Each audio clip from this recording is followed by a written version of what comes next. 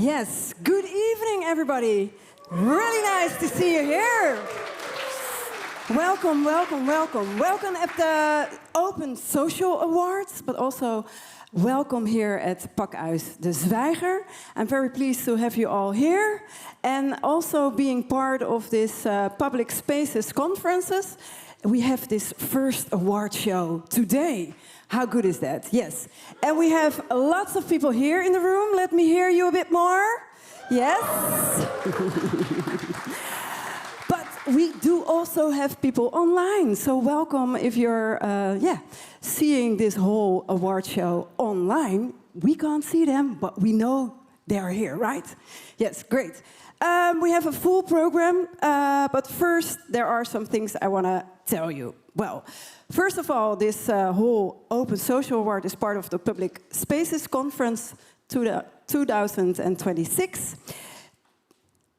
Technology for Democracy, right? This evening is presented by PublicSpaces, New Public, and Waar Future Lab. A round of applause for them as well.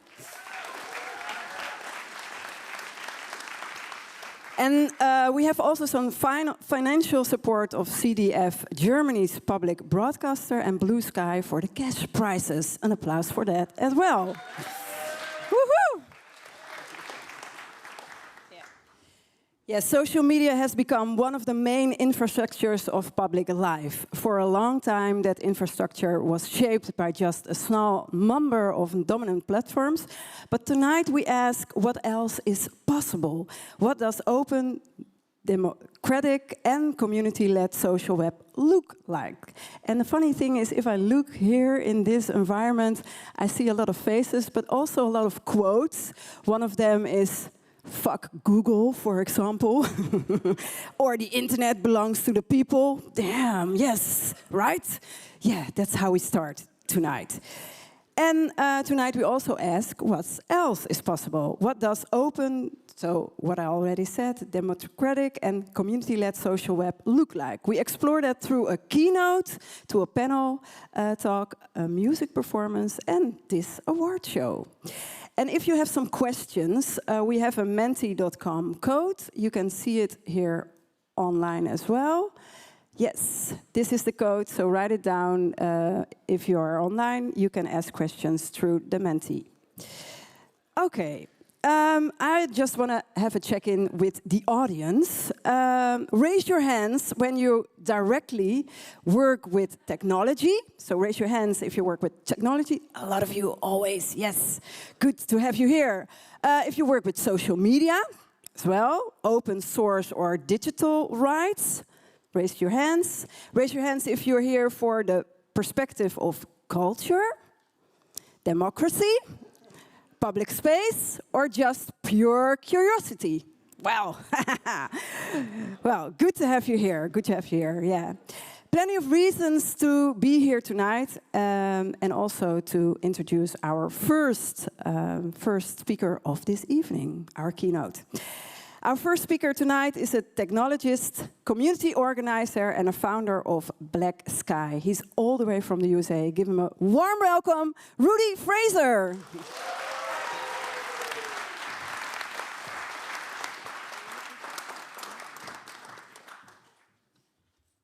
Hey, y'all. All right. Really excited to be here. First time in Amsterdam. And yeah, let's get this started. So what I'm about to talk about is... There you go.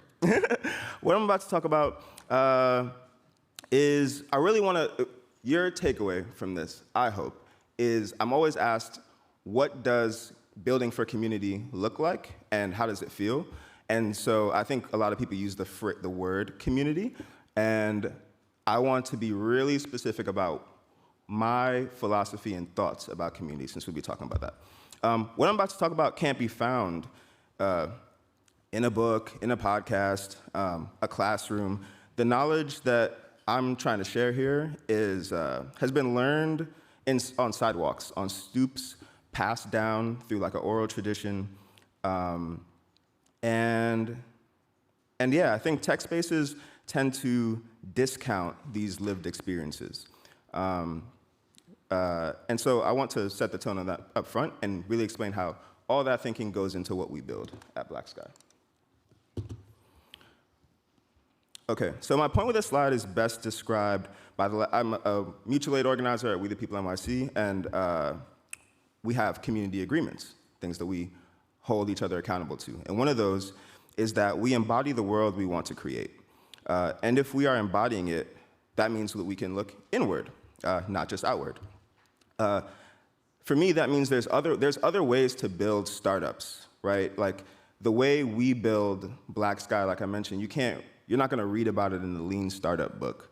We are a for-profit company, but we don't run it that way. And so for us, we do a lot of looking inward, and we're not just trying to build a startup, we're trying to build a movement. So the image on the right, there's this book by Douglas Hofstadter called I'm a Strange Loop. The idea is that a strange loop happens when you keep moving through levels of the system and you end up exactly where you started. So the self is a strange loop. You perceive the world, you build a model of yourself perceiving the world, and that model changes what you perceive, which changes the model. So it all reflects back on each other. So it's really about saying that, like, we at Black Sky, we have to model the company and our beliefs and our culture internally, and that's what we express out and what we build as a product. And so, yeah, so I think this part should be super obvious that, like, if you want to build for community, you should first have one, right? And so these are various examples of community that I've had over the last few years, from the cypherpunk retreat to mutual aid organizing to tech events to even like my little stint in Web3 in the Web3 world. I'm a community person. I always say I'm a collective baby. And once you build a community, you can do things together. F is for friends who do stuff together. Right? We're not just building communities to have friend groups like parties. We are building these to take action. So this left side photo is a coalition of mutual aid groups who went upstate in upstate New York, far out of New York City, where there's a farm where they grow food to send back downstate to the mutual aid groups to give out to the neighborhood so that people can have fresh food for free. I include like these rap lyrics throughout the presentations that represent for me the embodied feeling, right? Like if you can't break bread with someone, you're fake. If I'm down to my last dollar, I could split it with my friends. And so the point of this slide is kind of talking about this, I believe in collective subjectivity. I believe from a very young age, I was taught that I am because others are, the principle of Ubuntu. When people didn't have somewhere to stay, they stayed with us. When we didn't have somewhere to stay, we stayed with them. You know, this was ingrained from a very young age. I didn't read The Conquest of Bread till much later in life.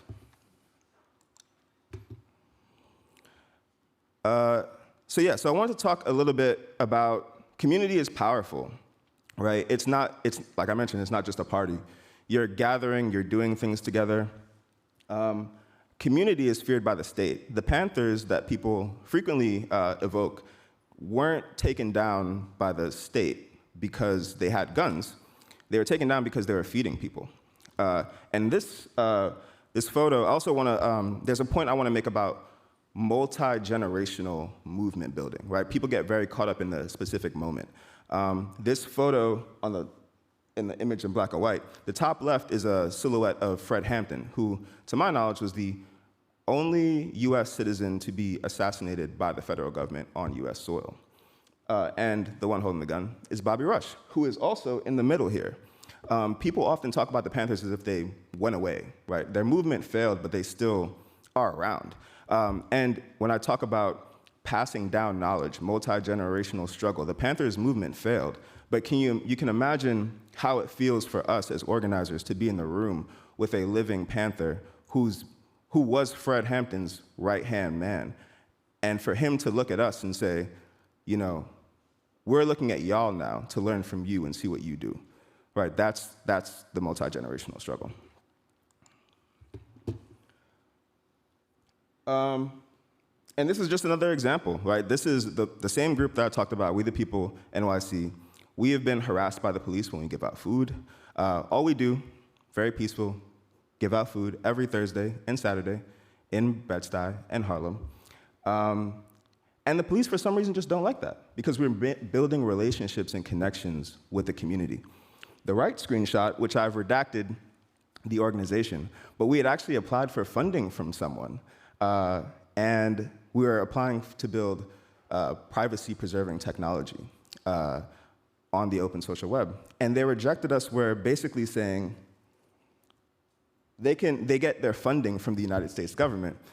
So while they support people building privacy-preserving technology against authoritarian regimes, they just can't fund that protection, right?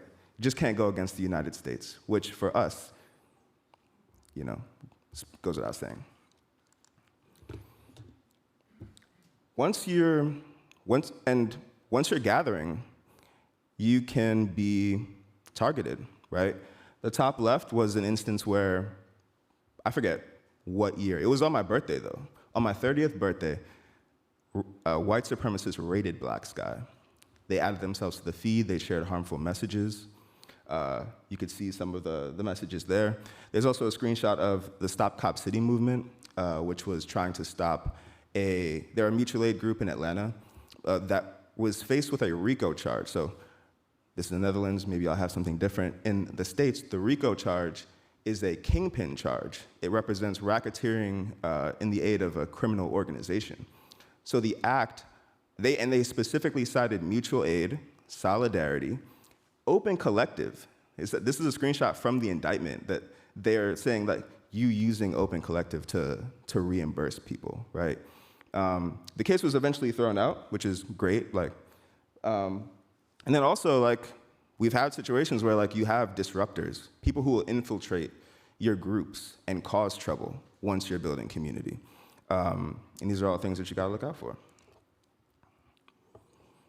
All right, so I want to share, there's this energy that I've been getting from people that they're very down about the open social web, right? There's challenges, you're facing incumbents that are way more powerful than you, way more resourced, but that's like every revolution ever. And for me, again, I guess a little bit of context. I'm a grassroots organizer. I'm a movement builder in addition to a hacker. And so for me, I think of this multi-generational struggle. Here are my grandparents. My grandmother, who is Surinamese, spoke Dutch, right? And I wanted to include her in the presentation because in just the concept of multi-generational struggle, I want to share that my mom grew up in Guyana with dirt roads, didn't really feel like there was any opportunity in Guyana. So she moved to the States, had me, flew back to Guyana, get him citizenship with the promise and the opportunity of having a better life. And I can imagine that my grandmother did not imagine that one of her grandkids would, decades later, be speaking in the country that was the colonizing force from the place of her birth, telling a crowd of people that they should be more optimistic about this movement about creating a better world.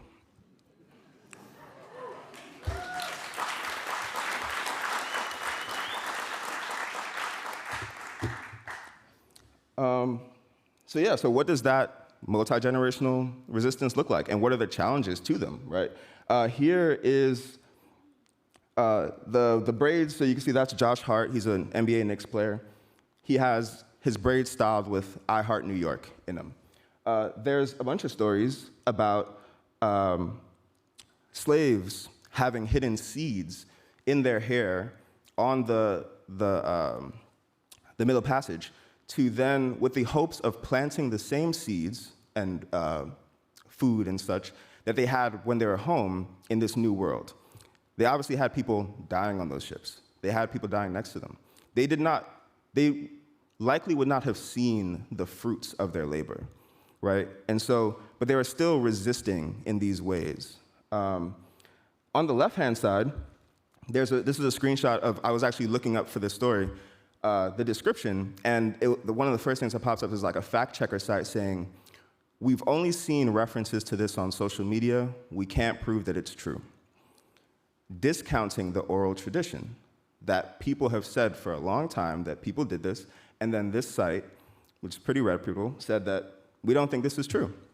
And to say that, so then that kind of discounts the resistance, right? But on the right-hand side, you could see from a passage that talks about how TSA, the airport security in the States, they search people's hair.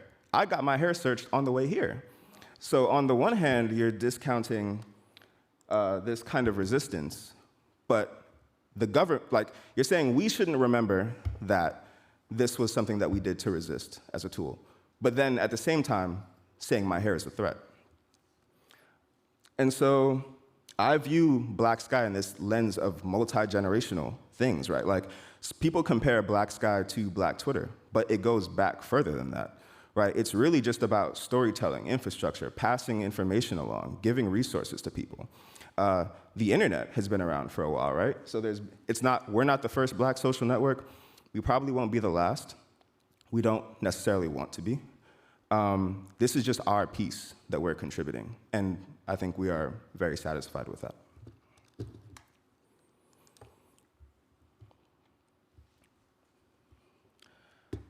And so yeah, this goes into the technology side where I'm like, to me, what is multi-generational sharing of knowledge, if not, what is open source if not a multi-generational sharing of knowledge and a promise to preserve the commons that grew you? Black Sky was given away from the very beginning. The intention of that was that we received information, tools, like we stand on the shoulders of giants, but we also stand on each other's shoulders. We raise each other up. That is what open source is to me, right? The internet was a public infrastructure project. People often forget that. There's these billion-dollar corporations that built on top of it, but it was a collective thing, right? And so I view the open social web the same way. This is also like a community gathering. We've been doing this more in the app protocol ecosystem. This is in NYC just this past week, where we had someone photograph because we want to produce a zine to give away to other people, like in the community, not the people who are already on and bought into the open social web. We want to meet people where they are.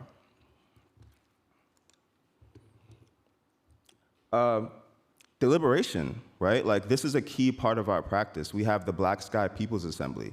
This is a tool that we use to make decisions with our community. It's a fork of Polis, if you've heard of it. It's like a wiki survey. You basically make a prompt, and then people can submit statements, and then other people can vote on those statements. Polis is great. We've built even more things on top of it. One of those is that it does kind of suck to like tell people like go to this other website and learn about this process. People are already in the feed. We're hackers. We built the Polis into the feed. It's integrated. For example, we used that when we had, even at a meta level for the decision, to give you a flavor, we've used Polis and People's Assembly to vote on things from our community guidelines to our moderation policies, which labels we should use, to most recently, should the Black Sky team use AI coding tools to build Black Sky itself? To which we got lots of feedback and responses. But this is our way of deciding together. This is a community meeting, except, when we talk about community platforms, people have this assumption that it's small. We want to be big. The Black community is big. The diaspora is big. If we want to reach millions of people, the challenge for me that I pose to myself is how do you bring millions of people into the fold and do direct democracy with that many people and be able to make coherent decisions based off of it? We've been doing that for a while. It was like 10,000 people participated in this. And it gives us we're able to move quickly. We can spin up these, put it in the feed, be confident in the decision we're going to make, and reduce the backlash that you get if you're trying to make top-down decisions. Content moderation is a form of harm reduction, community care. There's a lot of people who don't want to do content moderation. content moderation was one of the, see Jazz laughing. Content moderation was one of the first things we did. It was like custom feeds, moderation, right? Our moderation team has grown. It started with just me, first day, images of like George Floyd getting murdered. It gets real. Now, we had a moderator burn out. We've now brought on JD, our head of trust and safety, who's based in Amsterdam. He's been holding it down. Give it up for JD. And thing too to remember with for a couple years, yes, we've paid folks, we kicked them some bread, but a lot of stuff has been volunteer efforts. So this is really people dealing with a space that is viewed by millions of people and has gotten a ton of press, and there's a lot of attention for every decision we make, and has kept that space safe because they cared about it. The other thing too to remember with a lot of Black Sky is that again, everything has come to us from community. Our funding comes from community. Instead of running advertisement in the feeds, we run an ad for people to donate to us in the feed. Another thing is our team. There was no hiring post. There was no referral. There was no resume. I never read JD's resume. JD was a part of the Black Sky community. We met, started working together. Dr. K, part of the Black Sky community. Clinton, one of our engineers, part of the Black Sky community. Rishi, one of our engineers, met through the Brooklyn Public Library at a talk I gave. Marissa, my neighbor, right? Literal community is what built the community platform. Not corporate interests. And you can also see an example of care. This is our new tool, Acorn. From going through moderation is stressful. So you can start a session, understatement. You can start a session where it is a check-in to see how you're doing, right? And that was something that was specifically designed to help our moderators out. Like I mentioned, I used to be in the Web3 world. To me, what are DAOs but a susu? A susu, really quick, let's say there's 3 of us. We all put $100 in a pot. That's $300. One of us each month gets that $300 each turn. That was a form of community wealth building in West African cultures. It's actually all around the world. And so for us, we have another project coming up called Black Sky Cash. And while it has, there's some Nostr folks in the room who are familiar with Cashew. It's going to use private payments. You'll be able to, someone called it in a snarky way, Venmo anarchist. I accept the label. But we also want to do pooled funds. So people should be able to pool money together and make decisions about how that money gets used. We plan to even have one for the Black Sky community itself. I also shared a story earlier that, again, going back to multi-generational struggle, knowledge that gets passed down, it's super strange to me that or not strange, but my mom, when I was 16, told me about how my father used to do this practice. And now, years later, I'm building technology to develop that same practice into a tool for other people. And lastly, the feed for me is just the stoop. It's the community spot. It's where you talk. It's where you engage, right? It's people wanting to people view the Black Sky feed as their third place. It's the place where they hang out, they look at the feed, they reply to each other. They have different mannerisms than even the rest of the Blue Sky user base, right? If someone's quoting you in Blue Sky, it might be a dunk. In Black Sky, it's just playing the dozens or reacting to things, we're even developing our own practices, but and trending topics, right? That's another aspect. I make this joke about playing the block. Playing the block means just hanging outside, seeing who's outside, what's going on, talking to people. This trending topics is powered by a GPU sitting in my apartment window, right? In a desktop, local machine learning running. Also a requirement came back from the People's Assembly. People don't want us sending their data elsewhere, so use a local model. Boom, we're doing that. And now we even have, so in addition to now having a year's archive of 20 million posts that can tell you at any given time what the conversation of the Black community on Blue Sky, on App Protocol was having at any given time. We now also have the trending topics, the aggregations of those into human readable format over that time. Really excited to look back and see what kind of archive we have built in that time. And yeah, that's the message I kind of want to get through to y'all. Like, from my community to yours, and I hope our communities can work together, because I think we're stronger together. I think unity is power. And I think that you can take these communal practices and build them into software. It's not just like rhetorical things that we talk about. It's not vapid, right? There's practical ways that you can build software that feels communal. Thank you. Thank you, Rudy Fraser. Unity is power. Thank you so much. Thank you so much. Woo-hoo. Thank you so much. Yes. Yeah, if you want, you can sit over there already. Thank you.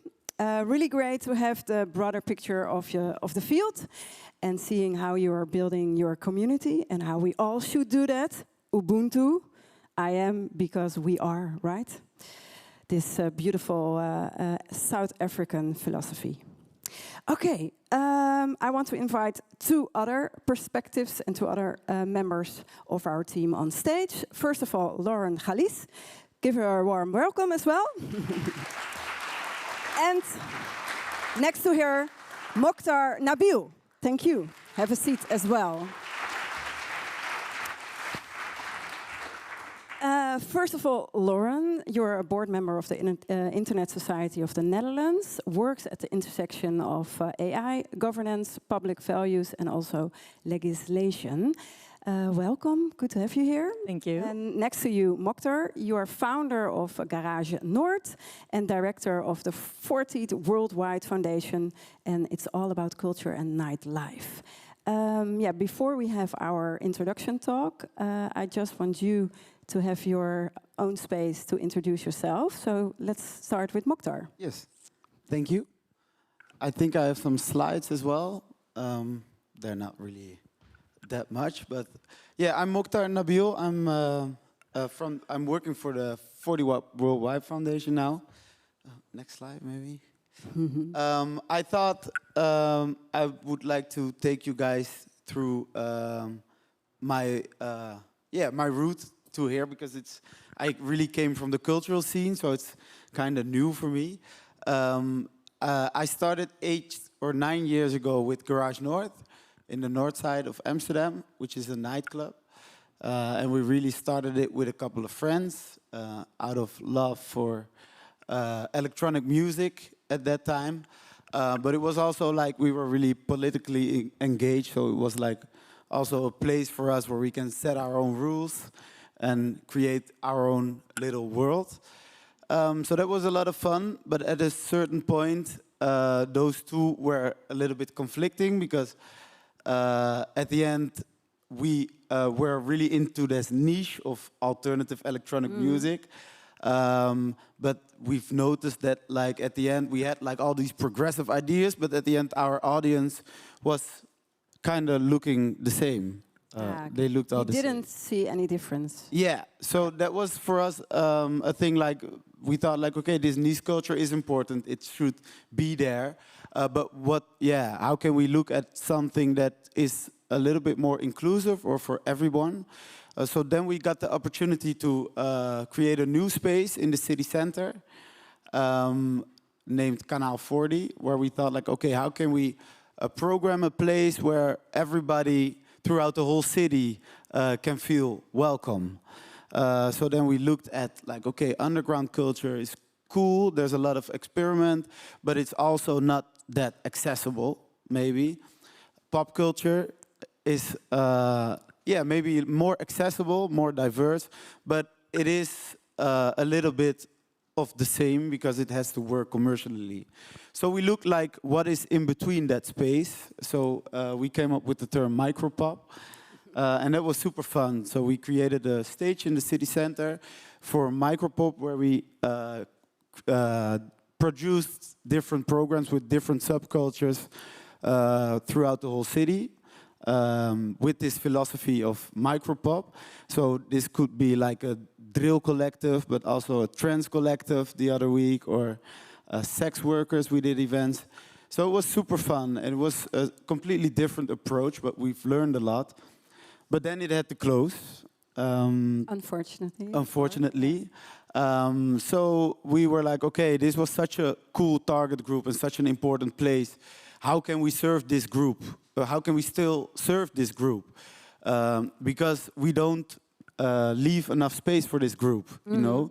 These are like creators that are really falling in between the commercial world and the underground world as well. So we looked at like the digital space, obviously, and we thought like, okay, there it is working out, you know, because especially those communities, they found each other online. So we looked at so we thought like, okay, how can we create like a digital tool or something that we can pulls them back into the physical world. So that was the beginning of the 40verse, where we wanted to create like a tool for micropop creators to create events. Well, then I deep dived into the whole tech thing, and then I discovered that also this digital place is also under pressure. So like in the physical world, you have gentrification and stuff, but in the digital space, actually, I call it like gentrification by the algorithm. So all the feeds are like becoming more and more polluted by bullshit. And especially, again, these communities are having struggled to find their own space. And also safe spaces, right? Exactly, yeah. So that's why I really like also what Rudy is doing. But that was like a whole different layer, because we first thought like, okay, we want to create culture, but then we wanted to create like a place online as well. So now we're in a phase, and this is really in development still, because during this research we also discovered like, okay, we don't need another platform. We should think how to create an infrastructure.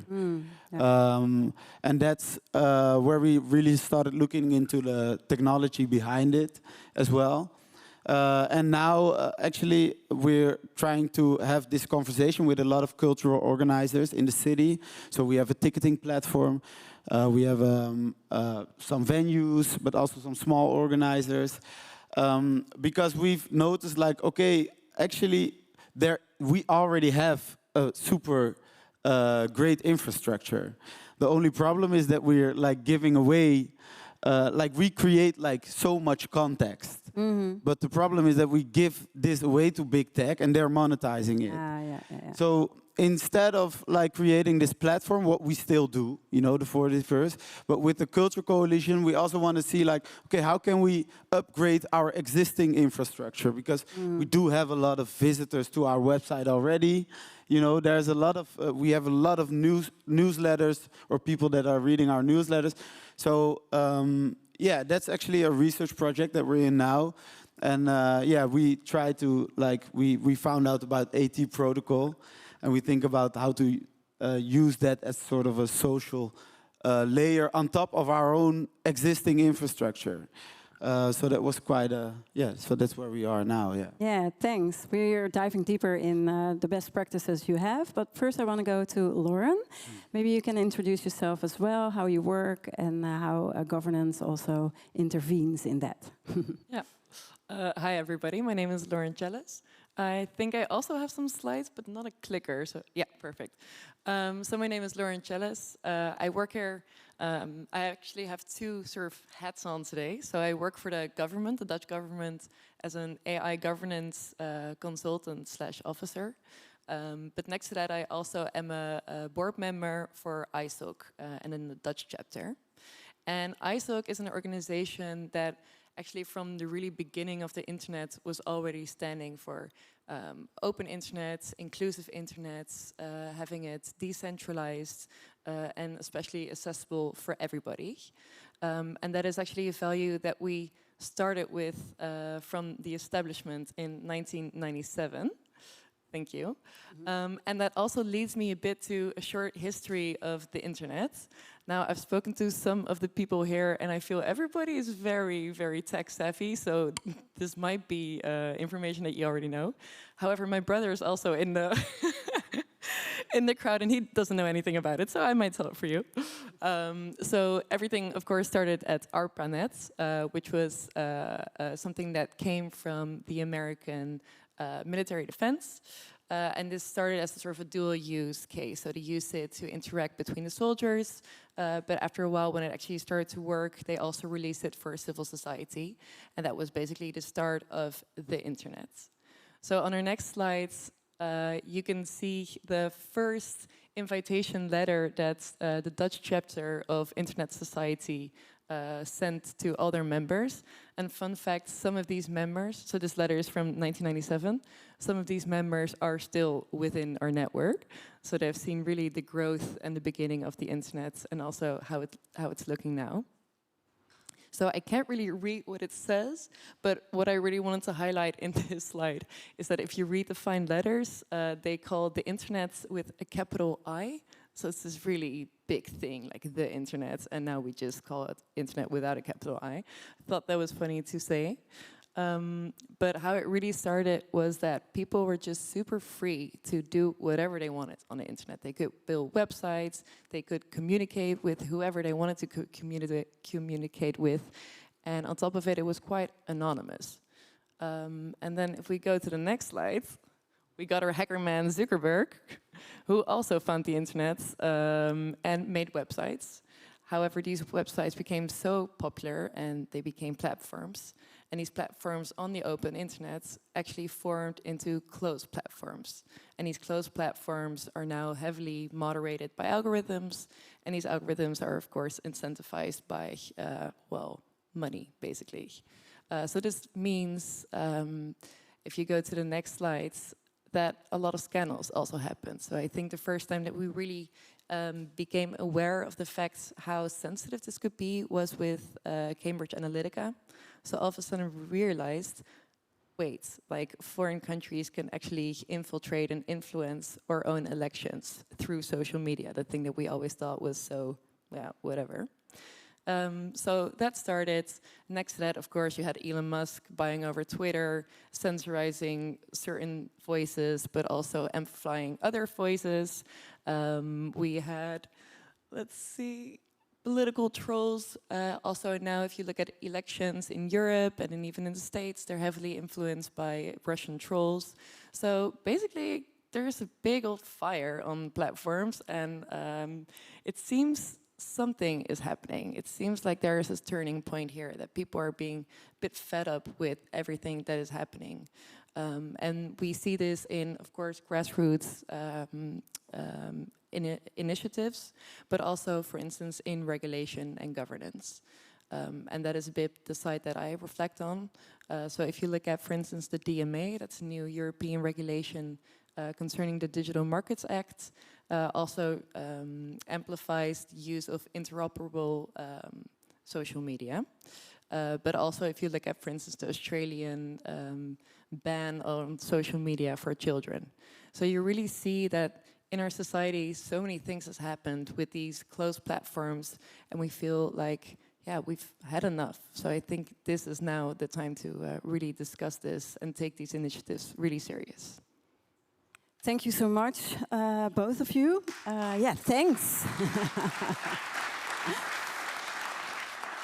Yeah, we heard you about technology, governance, and culture. Now let's bring it all together. So if I start with you, Rudy, you talked about communities shaping their own social media experience. What is the biggest difference between a platform that's built for users and an infrastructure that is actually shaped by communities? Yeah, I think platforms that are built for users are trying to be a platform, and they're usually optimizing for growth. And you even maybe saw it on the panel earlier today that there is a tension between optimizing for massive growth and optimizing for building for a specific community.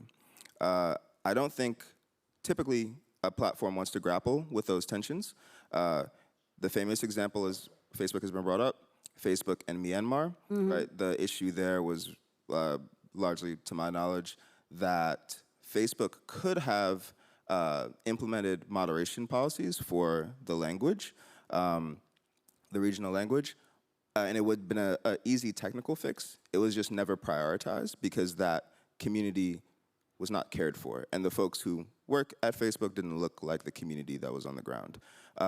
And so we see that with, if we use Black Sky as the example, right? Black Sky is the first case of a large social network that has moderation policies that address anti-Blackness and misogynoir. We've also expanded that now to be like fat phobia, synthetic media, white supremacy, and anti-Black rhetoric, right? You can, once you build for community, you build for what can seem like hyper-local instances of things. And you, in general, if you do things in a grassroots way, you are building for a specific problem. Like you're trying to, you have a type of group in mind that you're trying to care for. You're not optimizing for being a mass market product, being everything for everybody. And so, yeah, I think those are the differences. And then when you talk about infrastructure, when we build infrastructure for communities, we think of that as like, we don't want to just build it to work with one community. We want it to be flexible enough and adaptable enough to fit the needs of like different kinds of communities, right? I didn't mention this in my talk, but just to wrap it up, when I talk about the name Black Sky, right? Black Sky is the name of our community. Black Sky Algorithms is the name of the company. It's not Black Sky Algorithms because we thought we were just gonna build for Black folks.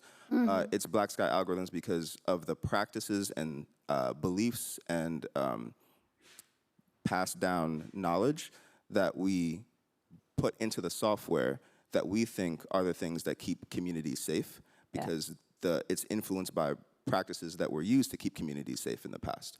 And so we think of just the infrastructure that we're designing as like infrastructure that keep communities safe. And so, yeah, just infrastructure being something that could be replicated elsewhere. And so we want, and so the scale, the growth process of that is different. We're not trying to get 1 billion people using Black Sky. It would be great to have 1 billion communities using Black Sky's infrastructure. Yeah, of course, of course.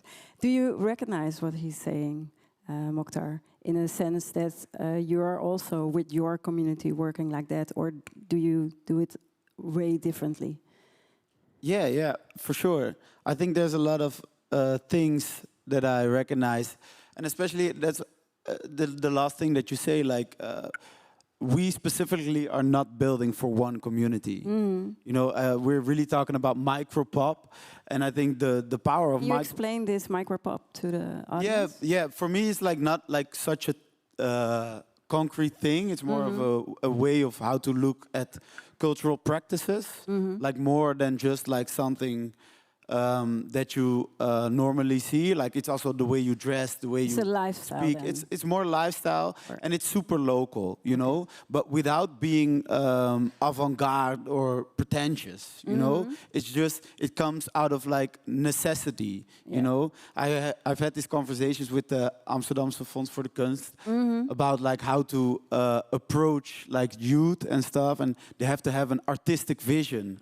And I think like, especially within micropop culture, it's not about your artistic vision. You're just expressing what you're doing, you know? Yeah. So, and It's also about them recognizing themselves in what you are creating for them. Yeah, and it's not even that conscious, you know? You're just being you with your group. And I think like for a lot of people, you can easily go hop on a train, you know, but for some groups it's more difficult, you know, and those are the groups that I would like to serve. And I personally also do think that there's a lot of potential, like also from an artistic perspective in that group. But then it's all about accessibility, right? Yeah. And how do you make that space accessible for that group? Yeah, so that's why we really approach it as an infrastructure, because, and that's something of that I realized a little bit later. Like we are building a platform, obviously, but we rather call it an app view. Ah, okay. Because it's more like we wanna actually amplify their own infrastructures, you know. So yeah, it's a different approach, but I do recognize like the difference between an infrastructure and a platform, you know. Yeah. nice. So on to Lauren. What is the difference now compared to 5 or 10 years ago? Why is the focus on open social media becoming so concrete? Yeah. Can you explain it a bit more? Yeah, of course. I think it also came back in my slides a bit. Like, Yeah. if you've seen all the different scandals basically that happened these past, I want to say 5 years, but it's been 15 years. And also recognizing the political influences it has, but also looking how much influence just really like a handful of really wealthy tech millionaires have, who are all based somewhere in California, and they putting their children to schools where they don't have social media. Like, if that's the case, then you're pretty sure that what we're doing to our children is not good. Yeah.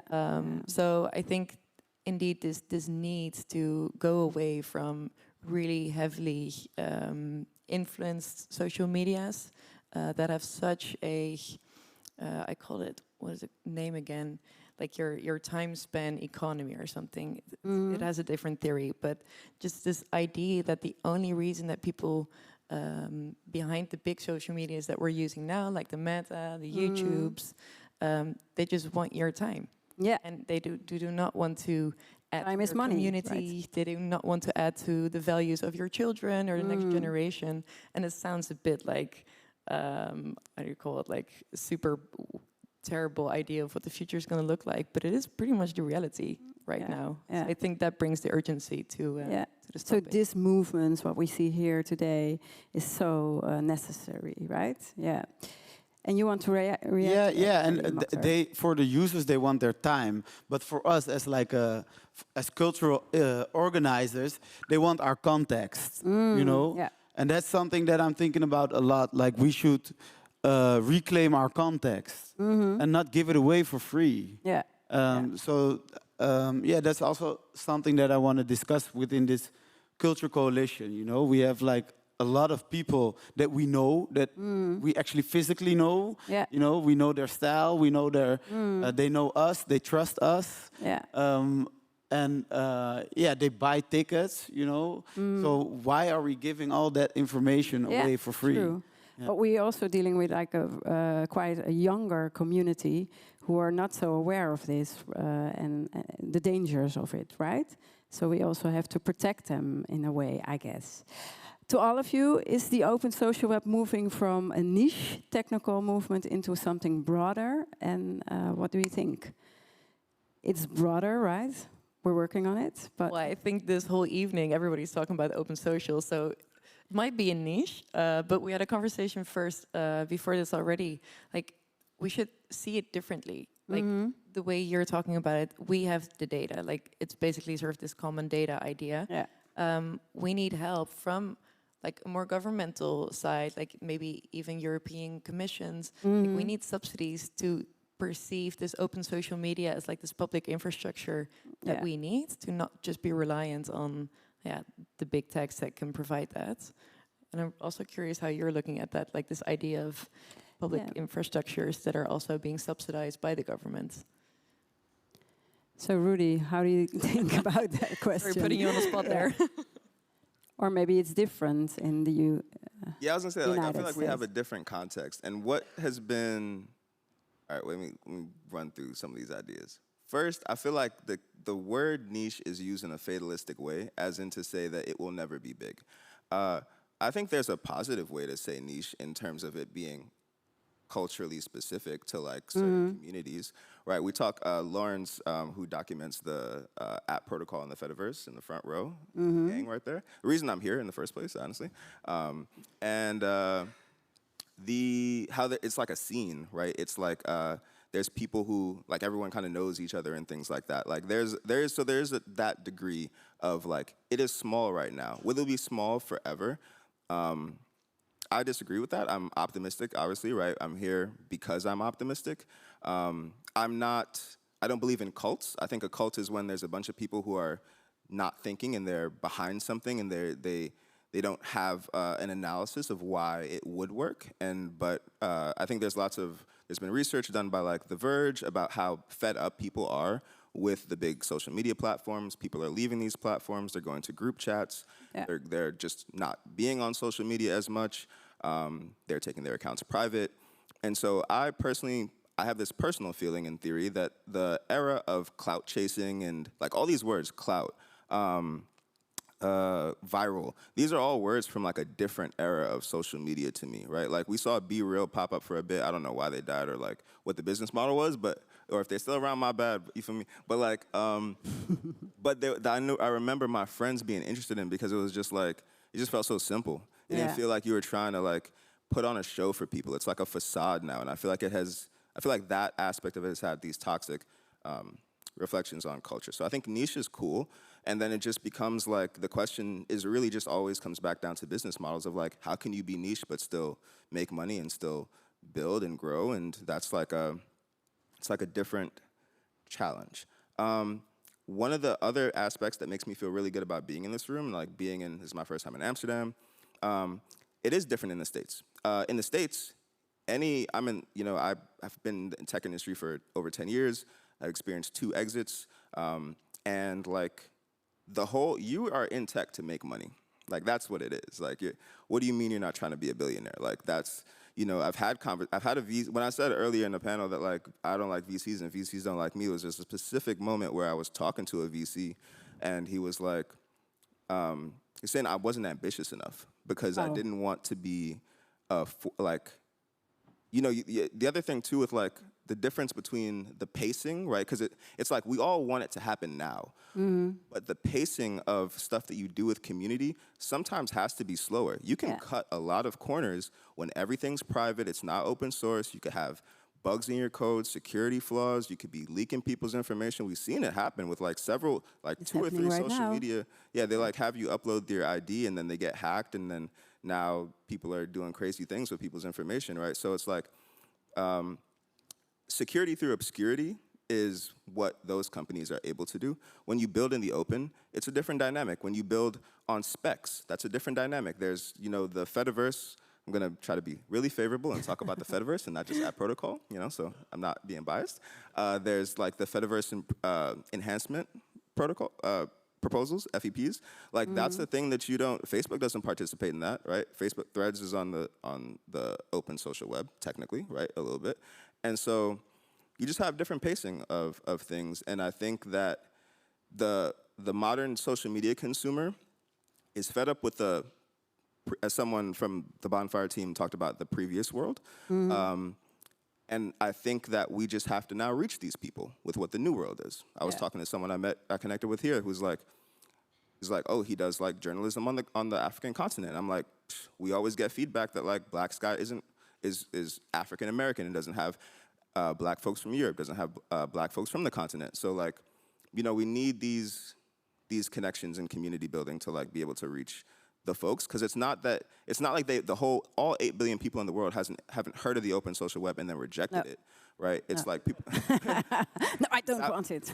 That would we'd be in a tough place if that was what happened. You feel me? Yeah. I think most people are unaware of it. Even if they've heard of it, they don't understand it. Yeah. I have people on my team, sometimes who like they don't understand some of the things that I'm talking about. Like, that's why we're here, right? Yeah, that's why we want to educate people. So yeah. And maybe that's the question I want to ask you, Mokhtar, and also to sort of round up and open it to the audience to ask some questions. But what needs to happen to make open social media easier to enter and to use? Do you all have some ideas which you want to share with us? Yeah, I think we have to come up with a shared story, like how can we sell this, And I do think like we are too much talking about the dangers of big tech. I do think we can also make it fun, and we should think of fun solutions instead of constantly talk about digital and autonomy and like we versus them. Yeah, we should really talk about the dangers as well. But for the bigger audience, I think we should just design cool tools that look smooth, that are easy to use, and that tell like a fun story that you want to join. Yeah, and that's also what I see with... To make it positive, right? Yeah, make it positive. And easy to access. Yeah. Is there something you want to add, Lauren, to round up? No, I totally see. I think that's also one of the big problems that you see oftentimes with alternatives like Mastodon. Like people really try to move from the X to Mastodon and new alternatives, but oftentimes just the UX is laggy or there are bugs and people are like, you know what, I tried it for a week, but I'm going back to X. So I see your points. But I think also to the people that are like thinking of going to the alternative, maybe suck it up, and maybe the UX is not as great as on X or the other platforms, but maybe that's just a thing that we need to hand in for a little while until everything gets smoother. I'm not sure. Thanks. Give them a round of applause. Yeah, thank you. Yeah, just go for it, right? I want to open the discussion and the Q&A for the audience. Are there any questions for the three of them, or just for one of them? We have somebody who assists with a microphone. Who wants to start with the first question, or maybe add something to the discussion? Yeah, if you raise your hand, also please introduce yourself shortly. Hi, I'm Ian Forrester. Hi. I want you to kind of dissect, or dive into the kind of owning our context, because I'm interested in hearing a bit more, or expanding a bit more about it. What is this context? Yeah. Yeah? Well, it's kind of what. Yeah, I want to dive into that a little bit, if you've got time. Yeah, of course. So Mokhtar, maybe you can explain a bit more. Yeah, I think it's a beginning of something. So it's not like, but I was thinking like, especially we because I come from like the cultural industry, you know, and especially people that create culture, we actually have the context. We create content that matters, like real life content, also with an artistic layer sometimes. But we also, I think the fun thing about and that's why we are really focused on physical events, you know. And I do think there's a big opportunity over there, because I also believe that people are really also be real. I think it works because people want to touch each other, you know, or be present within this moment, you know. And I think that's something with events that lays a big opportunity, because you know the people, you know. We have a lot of like cultural, formal but also informal anchor points that know the people around them, that know how they behave, who's next, who's popping, who sucks, you know. And that's like that's worth something, you know. And now we're giving it away. So and that's why I stepped away from the platform thinking, you know, and thinking like, okay, actually maybe we should take a step back and look at what we already got. We have like with Garage Nord, we have 8,000 visitors a month, unique visitors to our website.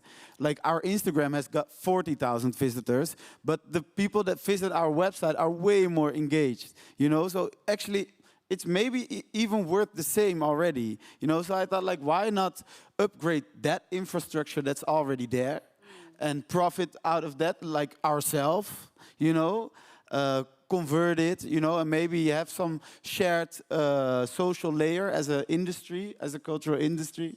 Yeah, I can talk hours about it. But. Yeah, thanks. Okay, next to or on to the next, I would say. Is there somebody else who wants to ask a question or add something to the conversation? Yes, at the back, yes. Also, briefly introduce yourself. Hi, I'm Dave. I make apps on the open social web. So behind you, the letters say designing technology for all. Mm-hmm. How do we protect Black, trans people and people of minorities when all of the data is public and open? Rudy, the mic is passed to you. And it to me like that is crazy. Yes. It's like, I'm telling you to do this. I think that is a big challenge. I think that's a problem. I think there's a, I was actually just talking to Rabble about this, where it's like, there's actually still unsolved things, right? Like, it's like some people won't get on the open social web till there's private data, till there's like encryption, till there's like real protection. Biggest request right now is private accounts. You saw we were trying to get funding, and someone like for this reason, because we know it's real, right? Like I said earlier in the panel that like I never used public social media. My running a social media company is the first time I used public social media, and gotta tell you, it's challenging, right? Like there's lots of toxicity. It's hard. I myself have faced several attacks, got doxxed, all these kinds of things, right? So like, you do need these protections. Like I think, like we're working on private posts.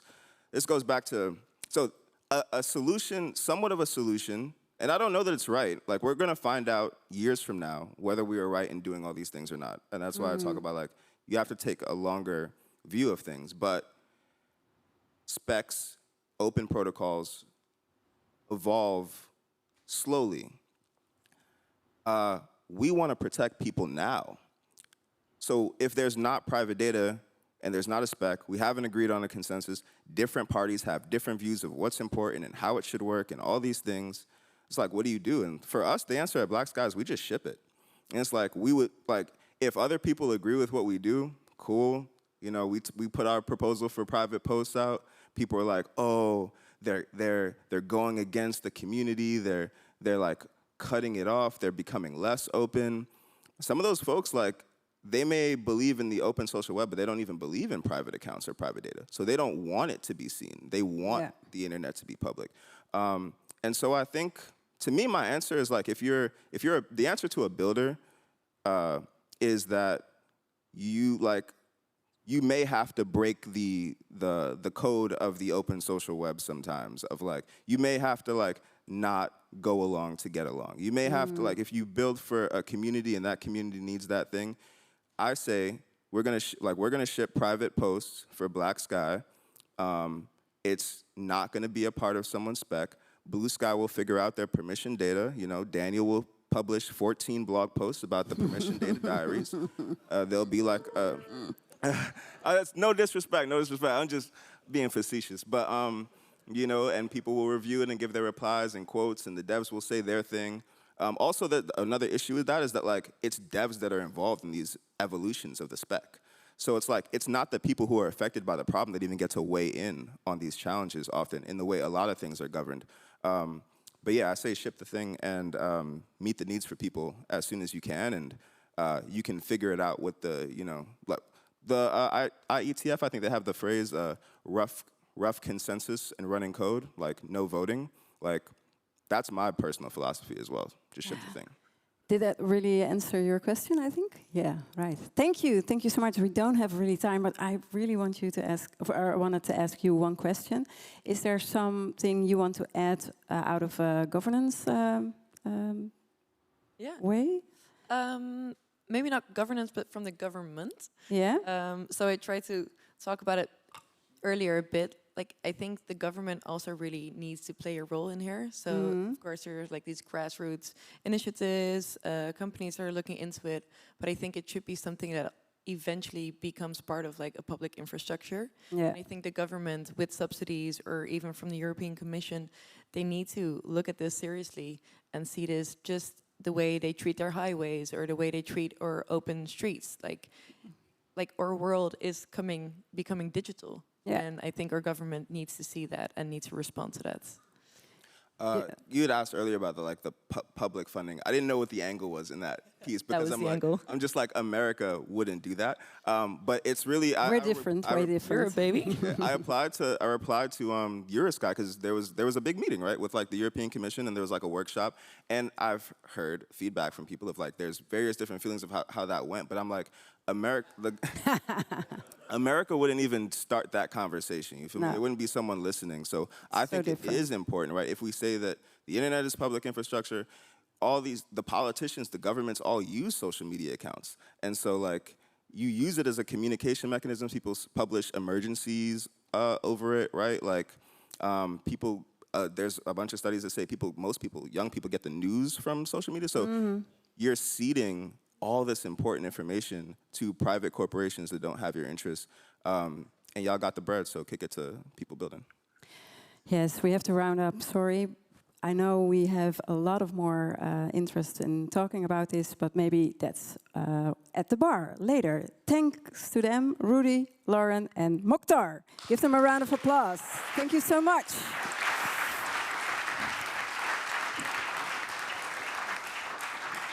Yes. And we have a short break before we go on to the Open Social Awards. And there's time for some music. A musician and a composer is actually living in the Netherlands, but he is Iranian. Give him a warm welcome. Asran Bayharodar. Woohoo!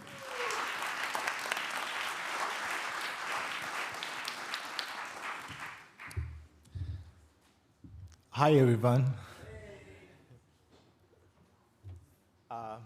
I'm Ehsan Bayrakdar. Actually, I'm a composer, a musician, and I'm here tonight.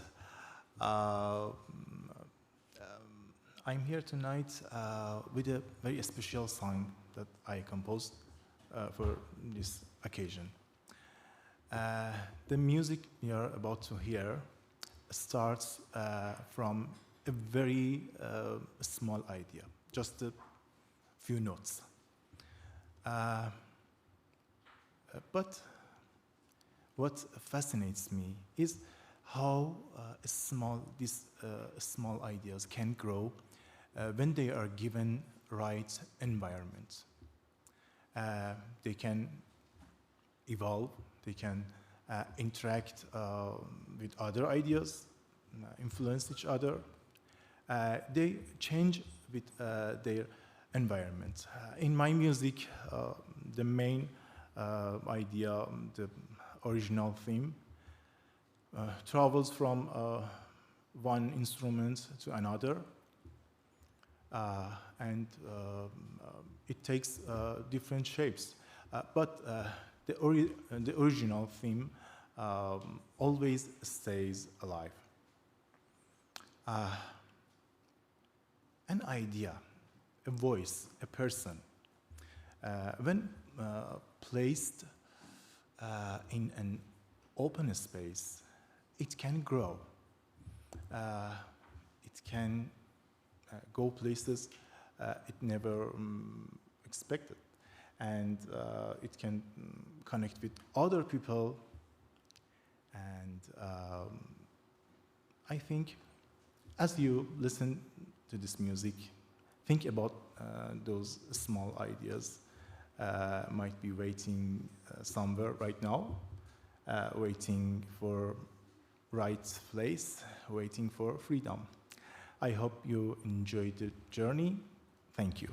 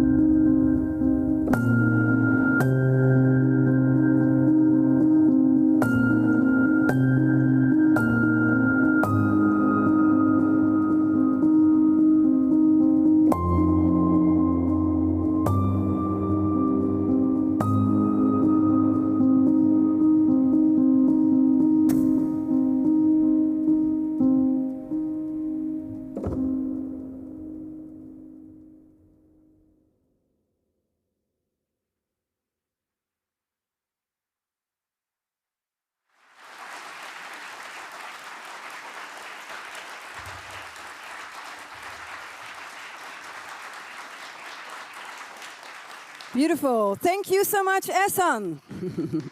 Yeah, beautiful, beautiful. The music speaks for itself and it's connecting different worlds, right? So let's go on to the Open Social Awards and let's welcome the jury. Two of them are here, Lawrence Hoff and Robin Berjon. A warm welcome for the two of you.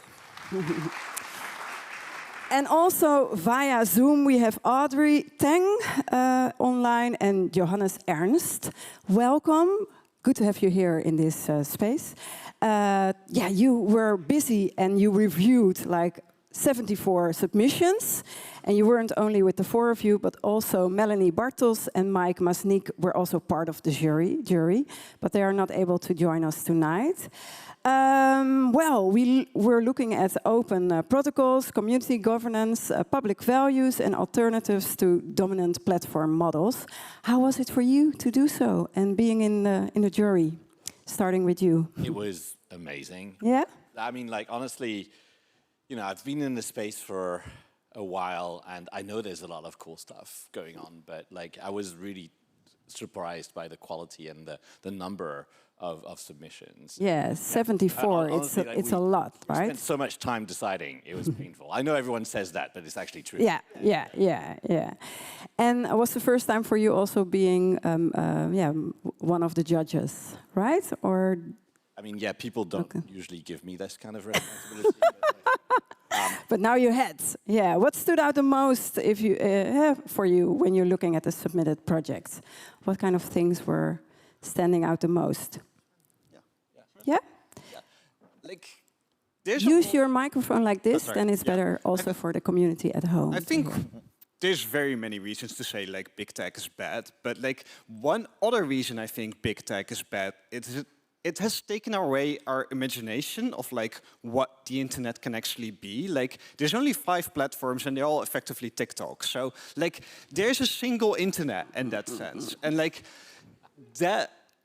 that's hard because like that's the keynote of like Erin as well. Like our knowledge is collective and our collective knowledge is just short-form video.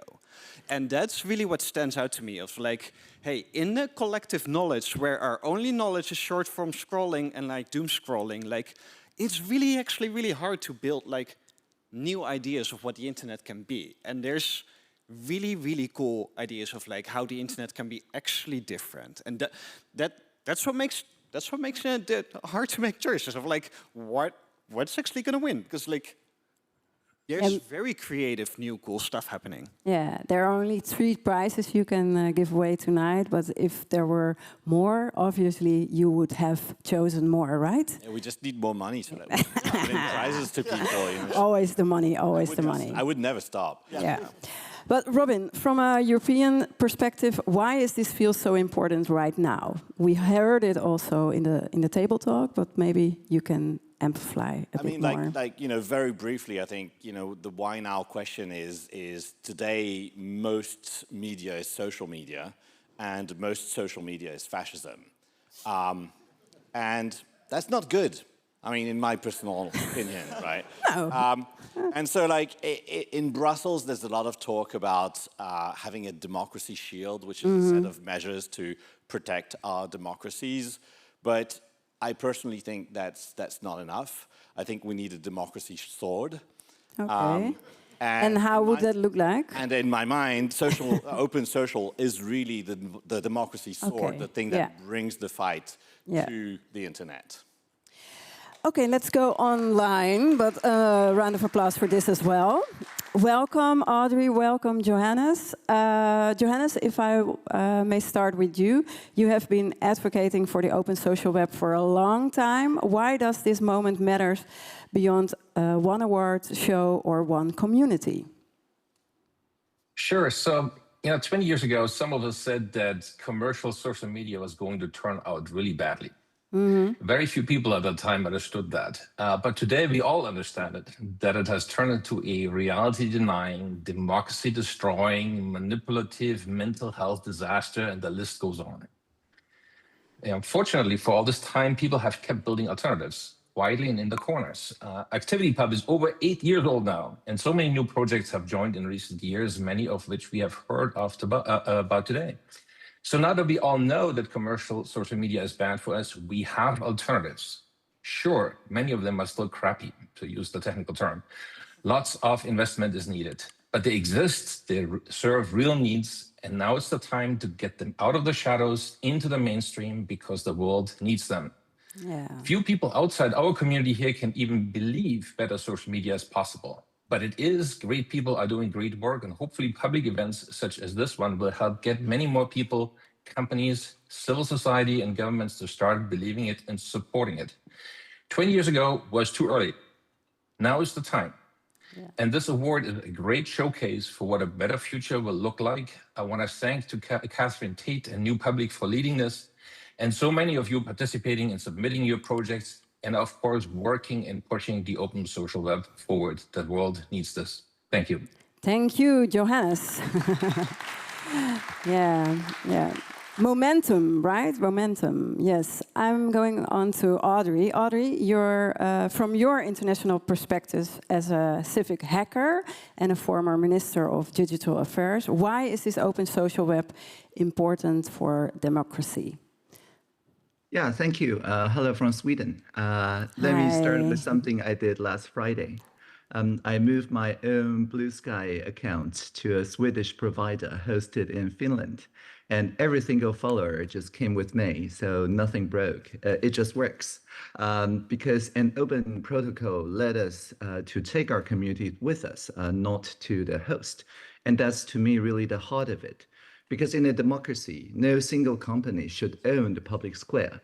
And when one company owns the room where we talk, the conversation gets optimized prematurely for engagement and capture, not for the public good. And a captive audience, of course, cannot hold any power to account. So to me, the open social web changes the incentive by giving people a credible exit. So if we can leave and take our followers with us, then the platform has to earn our trust instead of locking us in. And exit was what keep voice honest.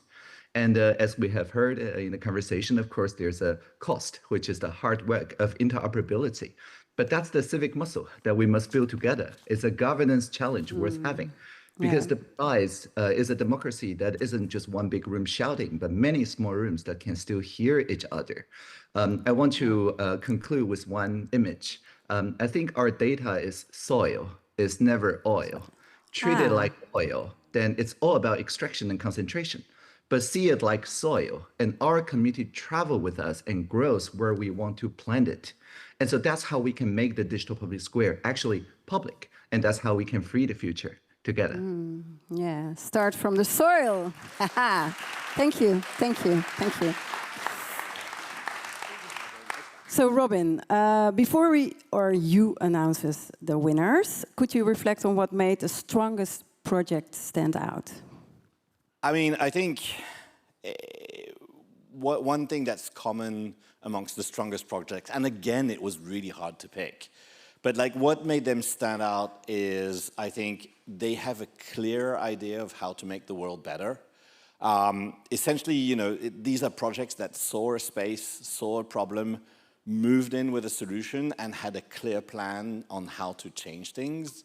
And I think, you know, I love it when a plan comes together.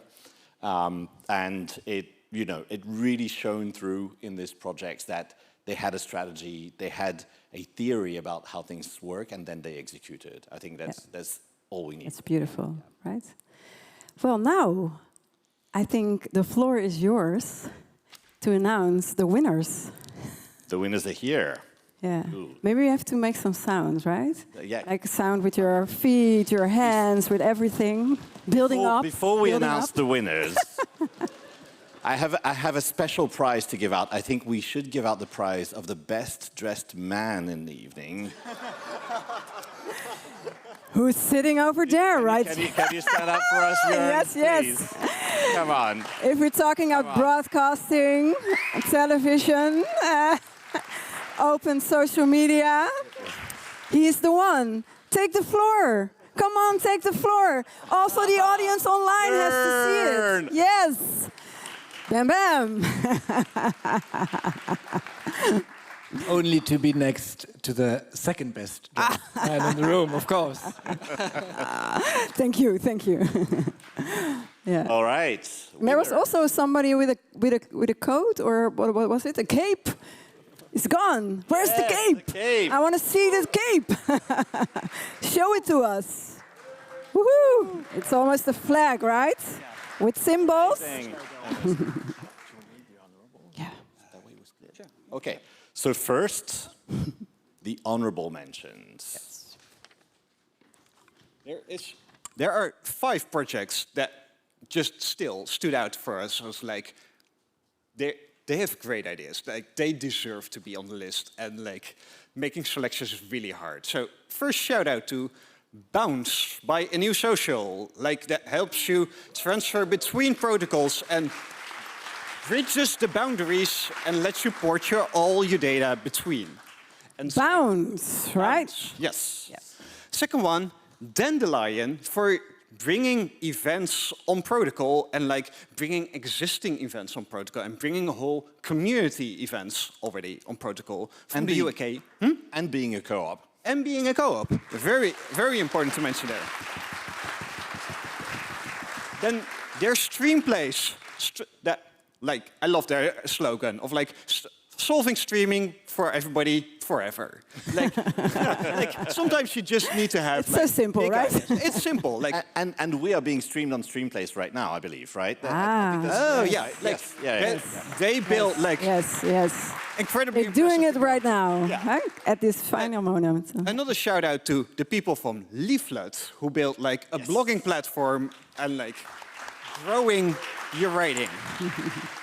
And finally, do we say the people in the room from Bonfire Network? Bonfire!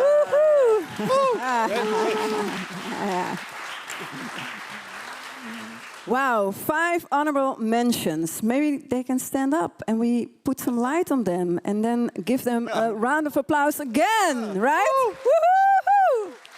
Bounce, Dandelion, Streamplace, Leaflet, and Bonfire Networks. We're just warming up, right? Just warming up, and we have 3 more to go.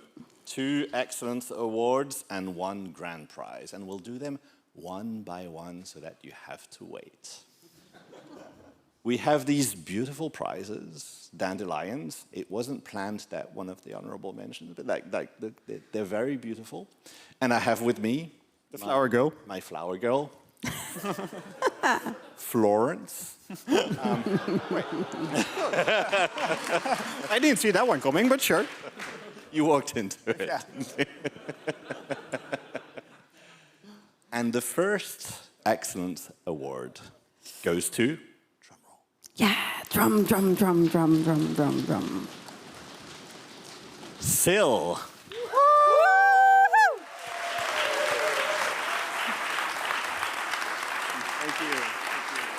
Congratulations, congratulations. Woohoo! Take a seat, take a seat, take a seat. Yeah. After? Yeah, yes. Okay, perfect. Directly. All right, I'll do it from here. Cool. Yeah. Wow. What goes through your mind now? Yeah. First, I want to thank New Public, PublicSpaces. I want a special shout out Waar Future Lab. I moved to the Netherlands almost exactly 1 year ago. Waar has been incredible in helping me build my community here in the open social web. So special shout out to them. Also, thank you to ZDF and Blue Sky PPC for sponsoring the cash prizes for these awards. I want to thank my wife, who I think is watching on the live stream. Oh, of course. I build Sil because if you don't know what Sil does, briefly, it takes the most popular links in your network on either the Atmosphere or Mastodon and gives you a personalized news feed, basically. And I believe that if we are to use our social networks for information gathering, for collective sense making, then the infinite scroll, doom scrolling feed is maybe the worst possible way to do so. We agree. So Sil reorganizes that information for you. It's there for you when you need it and doesn't ask you to spend all your time with it. I think we need to be able to use social media without using social media all the time. Yes, making it a more healthier place. Sil, Congratulations, congratulations, congratulations. You may sit down there. Yeah, stay there. Being happy you have with to stay one. there for the picture. Yeah. Yes, go on to the next. And the second excellence award. Woo! Make some noise, make some noise, make some noise. You're such a great crowd. Goes to Black Sky Algorithm. Yeah, Black Sky Algorithms. Hop on stage. Come on, guys. Hop on stage, hop on stage. Congratulations, congratulations. Yeah, you get hand out the beautiful flower, right? Yes, the ornament. Here it is. Yeah, and yeah, we're also handing out you the mic. Yes. JD is up here with me because I can't talk about community and accept an award by myself. Black Sky is a communal project, and so I'd like to thank everyone who's been a part of it. I'd like to thank everyone who's a part of the Atmosphere ecosystem. Like, we build on each other. The Fediverse folks as well, like Atmosphere at Protocol, like took inspiration and learnings from all the projects that came before it. I myself am a self-taught programmer. Yeah, I mean, grew up on internet forums, which I considered social media before these big social media platforms. People shared information for free. I learned how to code and hack on things that way. The programming language we use are all open source. And so, to me, that's like the greatest power that we can have, like unity, sharing information, sharing resources, sharing knowledge, building new things together. And I think the open social web movement represents all that in a bundle. Also, obviously, the Black Sky community, you can't have a social network with just one person. That'd be weird, right? And so yeah, everyone who's been a part of it, things like that hashtag #BlackSky that came from a user. You know what I'm saying? Like every feature we had came from something that someone said. We collectively imagined what the space could be, and then we built on that and made it happen. And so yeah, so thank everyone who's past Black Sky members, present Black Sky members, folks in the future as well. Yeah, from the bottom, now we're here. Wait. Bam. JD got something to add though. Yeah, I wanted to also give a big shout out to like the people that can be here that are from Black Sky, like Rishi, Dr. K, Marissa, who we like couldn't do anything without. Like, we're a very small team, but we work intently together to ensure that like we can do stuff together. So I'm really, really sad that they can't be here, but hopefully you see this and you get excited about it. That's it. Also an applause for them. Thank you so much, Black Sky Algorithms. Yeah, take a seat. Take a seat. Take a seat. On to the next. When I was a kid in France. Tell us. Yeah. Time for a long story. Time. Let's sit down and have a story. No.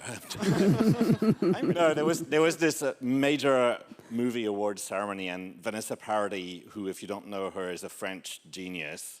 No, I actually generally love her.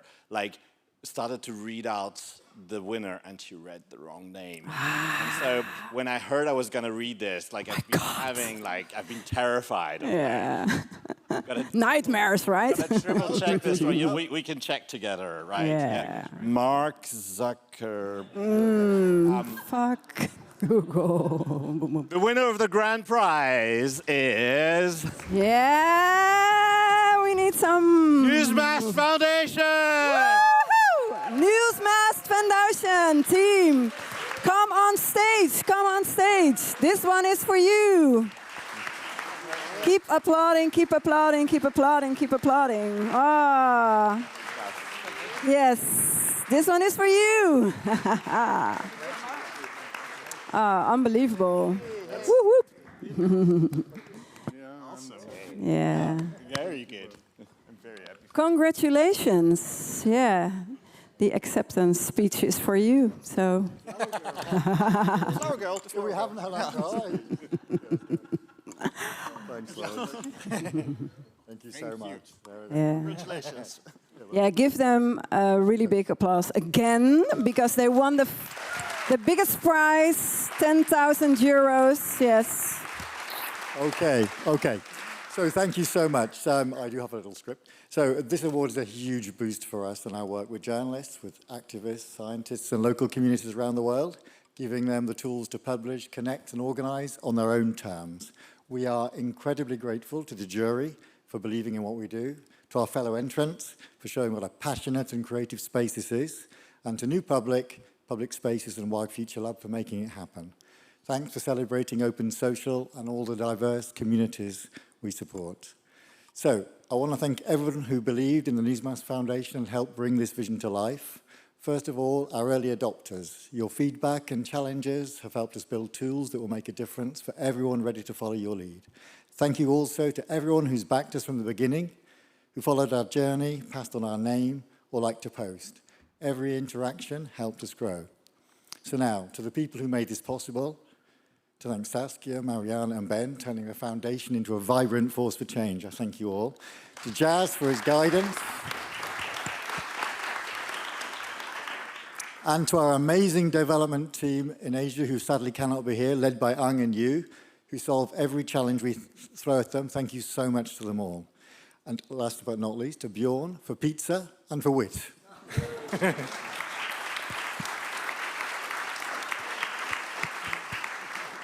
Not to mention now added colour. And lastly, to our trustees and everyone who supported us, thank you. So here's what we're going to do with this award. The 10,000 euros is going straight back into growing the social web through communities, connections, and social networks. Just as importantly, this award is a chance for us to reach out to old friends, staunch allies, and new partners to make change happen. So here for all of you is my call to action. Let's make connected community spaces our mission for this year. Let's stay humble, listen, learn, and build it together. In the words of Marley White, which I do love, we can have a different web if we want it. Yes. And one last thing, do come celebrate with us. Ignore the drinks at the bar. You're all invited to Club Social at the Hoogste Lloyd Hotel. 10 minutes up the road, come out of the venue, turn right, you can't miss us, and we'd love to see you there. Woohoo! Congratulations, congratulations, yes. Newmass Foundation team. Thank you, thank you.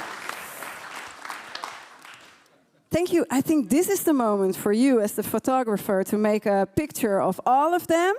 And while he does that, I just want to say some last words. But you can make clear how you want to put them on stage, how you... Yeah, if you need a mic also, just say so. Yeah, also with the jury. Yeah. But I also want you, Lauren and Mokhtar, also in one of the pictures. So stay close, stay close. Okay, yes, and while he's making pictures, you as an audience applaud, maybe. Yes, why not? This is the first Open Social Awards 2000-2006, and these are the winners of 2026. Yeah. Oh, also, yes. Okay, of course, I will.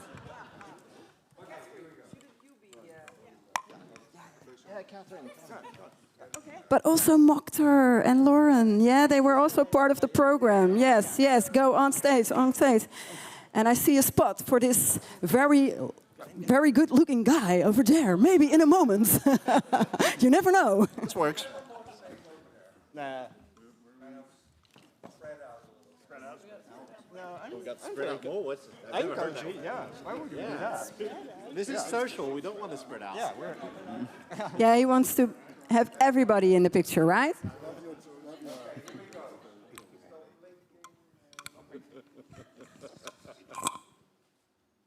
Social. Thank you, thank you. Yeah, take a seat again, take a seat again. Yeah, tonight we heard that open social media, okay, yeah, hug each other, give each other a brasa, as we say. Here's an empty box.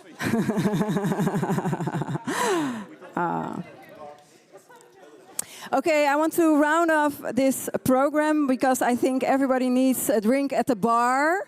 But before we do so, I just want you to sort of go off the stage, go and sit with your friends, and we're almost open to the bar where we can have a drink and chat to each other, right? Tonight we have heard that open social media is not just a technical alternative, it's also a democratic question, a cultural question, a governance question, and a question of imagination. And I think that's what you did like over the past years, and that's what we're going to do the coming years, right? Thank you so much for coming here, for being here in this room with us for the first Open Social Awards. Congratulations to all the winners. I want a big thank you to Rudy Fraser, Lauren Chalice, Mokhtar Nabil, Arshan Baigradar, and of course all jury members. Give them a round of applause to round up. And also, thank you to PublicSpaces, New Public, Waar, Future Lab, CDF, and Blue Sky for making this all possible. If you want to support and see what we're doing here at Pakhuis de Zwijger, I think there is a QR code which is on screen now. Scan it and you know what the program will look like. And we want to invite you for our program next Thursday, the 11th of June, Safe Digital Spaces for Children here. Join us and hopefully you be part of our Pakhuis community. Thank you for being here tonight. Thank you for watching. Have a drink at the bar. And well, where are we all going next? To this? The Hoogste Lloyd. Okay, see you there. Ciao. Bye-bye.